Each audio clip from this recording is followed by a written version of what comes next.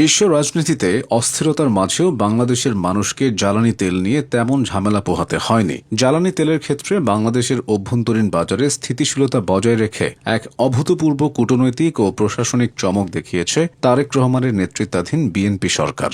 মধ্যপ্রাচ্যে সংঘাত ছড়িয়ে পড়ার ফলে যখন হরমুজ প্রণালী দিয়ে জাহাজ চলাচল প্রায় বন্ধ হওয়ার উপক্রম, তখন সারা বিশ্বে তেলের দাম হু হু করে বাড়তে শুরু করে। উন্নত দেশগুলো যখন এই চরম সংকটে দিশেহারা, বাংলাদেশ তখন সম্পূর্ণ ভিন্ন এবং সাহসী এক কূটনৈতিক পথে হাঁটা শুরু করে। এই সংকটময় মুহূর্তে বিএনপি সরকার সরাসরি ইরানের শীর্ষ নেতৃত্বের সাথে যোগাযোগ স্থাপন করে এবং অত্যন্ত বিচক্ষণতার সাথে হরমুজ প্রণালী দিয়ে বাংলাদেশের তেলের জাহাজ চলাচলের বিশেষ অনুমতি আদায় করে নেয়। এটি ছিল একটি আন্তর্জাতিক পর্যায়ের বড় কূটনৈতিক বিজয়, কারণ এমন একটি সংঘাতপূর্ণ জলপথ ব্যবহার করে জ্বালানি পরিবহন নিশ্চিত করা সাধারণ কোনো দেশের পক্ষে সম্ভব ছিল না। এই সাহসী ও সময়োপযোগী পদক্ষেপের ফলে বিশ্ববাজারে সরবরাহের চরম সংকট থাকলেও বাংলাদেশের আমদানির পথ সচল থেকেছে। এর ফলে দেশের জ্বালানি নিরাপত্তা নিশ্চিত হয়েছে এবং অর্থনীতি বড় ধরনের বিপর্যয় থেকে রক্ষা পেয়েছে। একই সাথে সরকারের পক্ষ থেকে জ্বালানি আমদানির ক্ষেত্রে বহুমুখী ও কৌশলগত পরিকল্পনা গ্রহণ করা হয়েছে, যা বাংলাদেশের ইতিহাসে বিরল। বিশেষ করে পূর্ববর্তী ডক্টর ইউনূসের অন্তর্বর্তীকালীন সরকারের সময় আমেরিকার সাথে করা নির্দিষ্ট কিছু দ্বিপাক্ষিক চুক্তির সীমাবদ্ধতার কারণে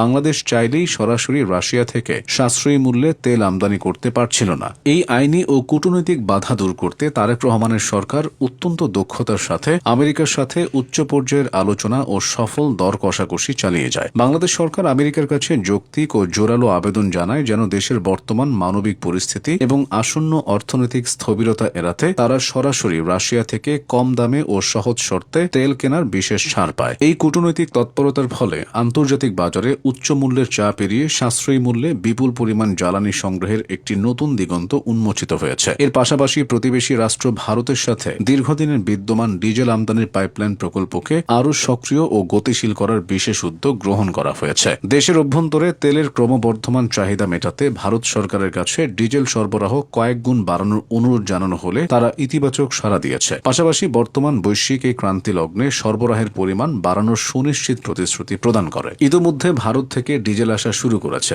এই আঞ্চলিক সহযোগিতা ও ভারসাম্যপূর্ণ কূটনীতি বর্তমানে দেশের জ্বালানি নিরাপত্তার প্রধান ভিত্তি হিসেবে কাজ করছে। তবে কেবল বৈদেশিক আমদানিতেই সীমাবদ্ধ থাকেনি সরকারের এই সুদূর প্রসারী দূরদর্শী পরিকল্পনা। দেশের অভ্যন্তরীণ বাজার ব্যবস্থাপনায়ও অত্যন্ত কঠোর ও প্রশংসনীয় অবস্থান গ্রহণ করা হয়েছে। দেশের ভেতরে এক শ্রেণীর অসাধু সিন্ডিকেটের তেলের অবৈধ মজুদ গড়ে তোলা এবং প্রতিবেশী রাষ্ট্রের জ্বালানি পাচার রোধে প্রশাসন এখন জিরো টলারেন্স নীতি গ্রহণ করেছে। এই অপতৎপরতা রুখতে এবং সারা দেশে একটি নিরবচ্ছিন্ন সাপ্লাই চেইন বজায় রাখতে সরকার সাময়িকভাবে দেশব্যাপী রেশনিং ব্যবস্থা চালু করেছিল, যদিও সে সিদ্ধান্ত দ্রুততম সময়ে প্রত্যাহার করে নেওয়া গেছে। এই ব্যবস্থার কার্যকর প্রয়োগের ফলে মজুতদারদের শক্তিশালী সিন্ডিকেট পুরোপুরি ভেঙে পড়েছে এবং সাধারণ ভোক্তাদের মধ্যে আতঙ্ক দূর হয়ে বাজারে স্থিতিশীলতা ফিরে এসেছে। এছাড়াও জাতীয় পর্যায়ে জ্বালানি চাহিদা সাময়িকভাবে কমিয়ে আনার লক্ষ্যে সরকার একটি দারুণ পদক্ষেপ নিয়েছে। দেশের সকল শিক্ষা প্রতিষ্ঠানে আসন্ন পবিত্র ঈদ উল ফিতরের ছুটি কিছুটা এগিয়ে নিয়ে আসা হয়েছে। এই সিদ্ধান্তের ফলে যাতায়াত ব্যবস্থা এবং প্রাতিষ্ঠানিক বিদ্যুৎ খরচ উল্লেখযোগ্য হারে সাশ্রয় হচ্ছে,